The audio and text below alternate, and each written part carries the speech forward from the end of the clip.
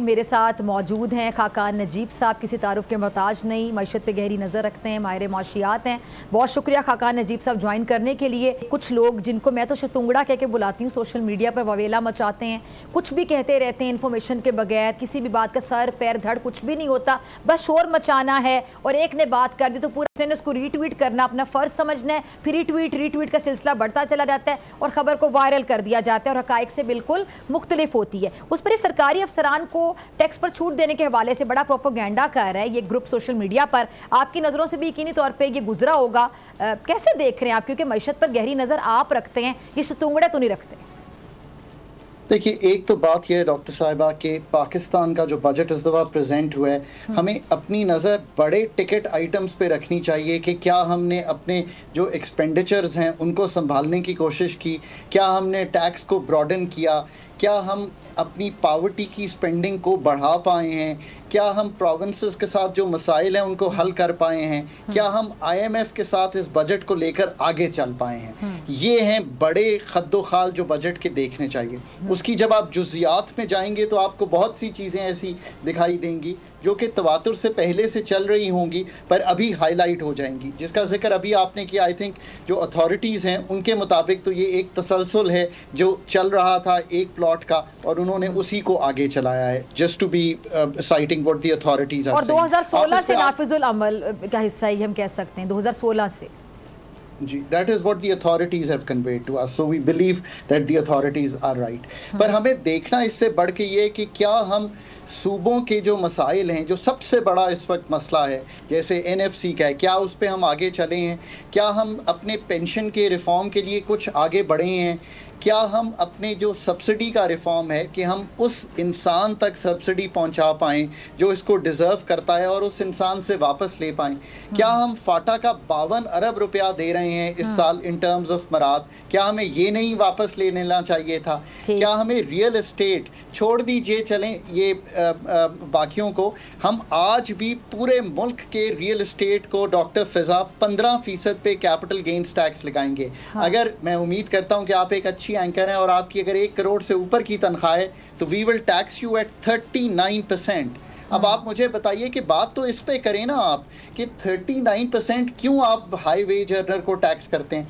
इससे भी आगे जाइए, जो शख्स जूती बनाता है और दुनिया में बेचता है, गाड़ी की बत्ती में बेचता है, कोई चीज़ ऐसी बनाता है और 1 करोड़ रुपए की इनकम से ज़्यादा कमा रहा है, उसको हम 49% टैक्सेशन ब्रैकेट पे ले गए।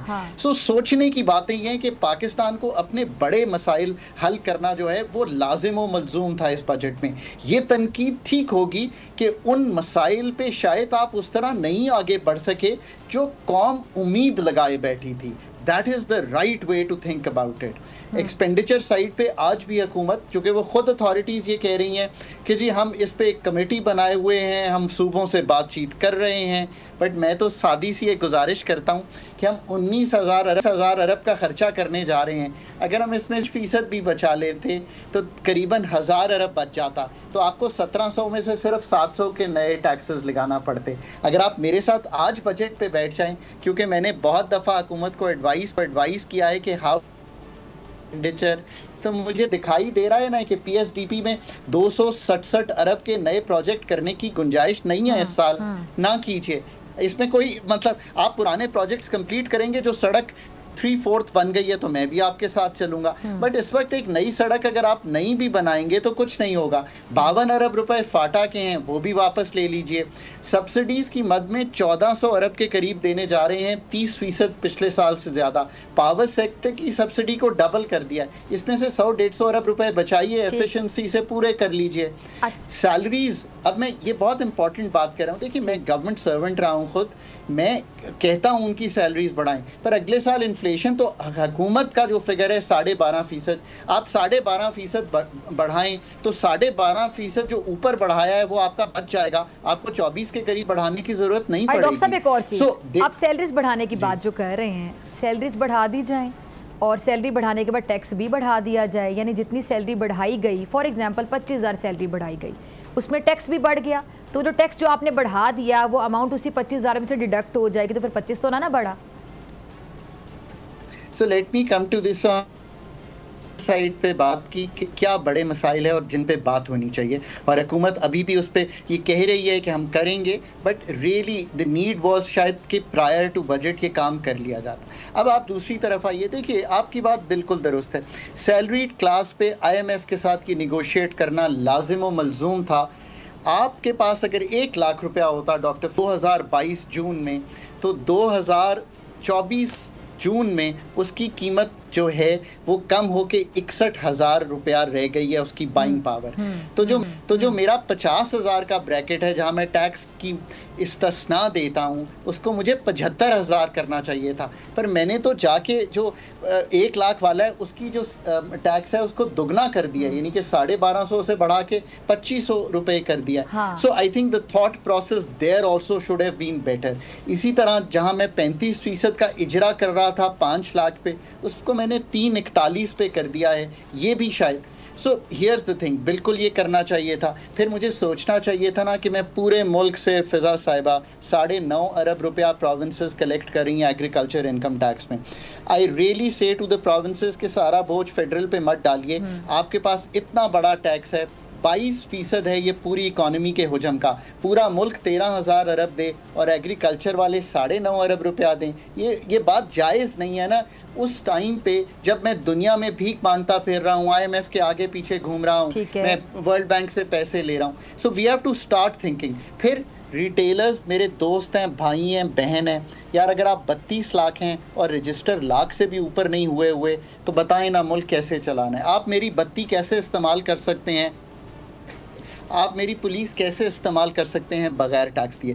जो भी स्टेट फराहम कर रही है उसके लिए मैं और आप तो दे रहे हैं ना अपनी तनख्वाहों से टैक्स। अब अगर हम दे रहे हैं तो रिटेलर और होलसेलर को भी देना है। हुकूमत यहाँ भी शर्मा गई है और अभी भी 2.5% अनरजिस्टर्ड पे वो टैक्स लगाया है जो इन दी एंड आपने ही देना। अरे डॉक्टर साहब, ये आपने सैलरीड लोगों की जो ज़ख़म हैं जो कि दोबारा ताज़ा हो गए, कि ज़ाहिर बात है सैलरीड लोगों पे फिर टैक्स लग गया, आपने बड़े अच्छे तरीके से मरहम पट्टी की है।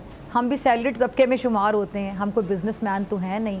अब आपने रिटेलर्स की बात की, होल सेलर्स की बात की, हमेशा सैलरीड बंदा ही पिसता है, तो क्या यही वजह तो नहीं है कि जो सैलरीड लोग होते हैं, फॉर एग्जांपल हमारे यहाँ जो प्रोफेसर्स हैं या फिर लेक्चरर्स हैं, मेरे बहुत से दोस्त हैं जो कि डॉक्टर्स हैं, इंजीनियर्स हैं, जिन्होंने सबसे ज़्यादा सफ़र किया पाकिस्तान से बाहर दूसरे ममालिक में जॉब्स के लिए अप्लाई किया, चले गए वहाँ पे जॉब्स कर रहे हैं। मेरे बहुत से दोस्त कोई अमेरिका में है, कोई बरतानिया में बैठा हुआ है, कोई दुबई में है, कोई दूसरी किसी स्टेट में है, और ये तमाम लोग वो हैं जिन्होंने पहले पाकिस्तान में, मैं अक्सर ये कहती हूँ कि पहले इन्होंने अंग्रेज़ी वाला सफ़र किया, फिर उन्होंने कहा नहीं अब उर्दू वाला सफ़र करते हैं और जाके वहाँ पे दूसरे मुल्क को फ़ायदा देते हैं। सर मुझे बड़ा दुख होता है, खाकान नजीब साहब आप खुद एक बड़ी पढ़ी लिखी शख्सियत हैं, इंटेलेक्चुअल हैं, डॉक्टर साहब हैं, आपको दुख नहीं होता कि हमारे यहाँ ये एज एन एसेट इस्तेमाल हो सकते हैं, ये तमाम जो टैलेंटेड लोग हैं, लेकिन ये यहाँ से बाहर जाते हैं, वहाँ जाकर दूसरे ममालिक को फ़ायदा दे रहे होते हैं। चले किसी हद तक हमारे यहाँ जो पैसे आते हैं वहाँ से वो फ़ायदा होता है, लेकिन ये हमारा एसेट हमारे यहाँ इस्तेमाल हो तो क्या ही बात है। फिजा साहिबा, nothing is closer to my heart than this point. Pakistan का सबसे बड़ा क्राइसिस, सबसे बड़ा चैलेंज कॉम्पिटेंस है, चाहे वो काबिल टीचर हो, चाहे वो काबिल पॉलिसी मेकर हो, चाहे वो काबिल इकोनॉमिस्ट हो, चाहे वो काबिल प्राइवेटाइजेशन का एक्सपर्ट हो, चाहे वो काबिल इंडस्ट्रियलिस्ट हो, और चाहे वो काबिल फाइनेंस का इंडिविजुअल हो, इसमें कोई शक नहीं है। And we have lost a lot of good people to abroad, क्योंकि लोग यहाँ पे एम्प्लॉयमेंट जनरेशन और अब बहुत ज़्यादा टैक्सेशन की वजह से, जो कि स्कैंडिनेवियन लेवल पे चली गई है, जहाँ पे बहुत ज़्यादा स्टेट जो है वो जस्ट लाइक अ फादरली फिगर आपको देखती है और आपका ख्याल रखती है। तो ये बात बिल्कुल दुरुस्त है, आज भी कुछ नहीं बिगड़ा। मैं फिर कहता हूँ कि थोड़ा सा बजट पे नजरसानी करके IMF को मैं ये कहता हूँ कि यार द फोक्स नो बेटर कि पाकिस्तान में जब कुव्वत ख़रीद टूट रही हो, जब इनडायरेक्ट टैक्सेशन लोगों पर भारी पड़ रही हो, तो retail, wholesale, agriculture, income tax, real estate, जितना मर्जी टैक्स उठा लीजिए इस पे से, कोई बिल्कुल जिसे कहेंगे आवाज़ नहीं आएगी मुल्क से।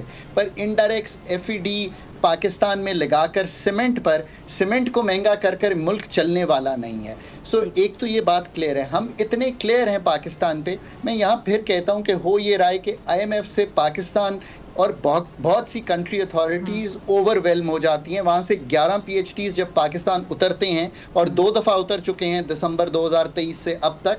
ये बात मैं इसलिए जानता हूँ कि एक TA मिशन बिल्कुल टैक्स पे पहले आया, उन्होंने एक रिपोर्ट लिखी। तो जो कंट्री अथॉरिटीज़ हैं, they have to put their best people together, a professional economist team together, and वो उनसे इसी तरह ये बहस करें कि मेरी कुव्वत ख़रीद टूट गई है, मेरी इनडायरेक्ट टैक्सेशन बढ़ रही है, मुझे थोड़ा सा रूम दीजिए, मैं 1000, 12, 1500 अरब अपना एक्सपेंडिचर काट दूंगा। और आज भी बिल्कुल बहुत बड़ा एक्सपेंडिचर का रिफॉर्म होना चाहिए, वो एक तरफ है, पर जो दूसरी तरफ है वो ये है कि जो इस वक्त कटौती कर सकते हैं वो कर दीजिए। आई थिंक हुकूमत ने एक अच्छा कदम उठाया, एक्सपोर्टर्स को नॉर्मल रजीम में लाए, सो वी सपोर्ट दैट, कि बहुत अच्छा कदम है ये, इससे सब नॉर्मल रजीम में आ जाएंगे। So that's a good way to move forward, पर इससे आगे बढ़िए। सब्सक्राइब करें और बेल दबाएं ताकि कोई खबर रह न जाए।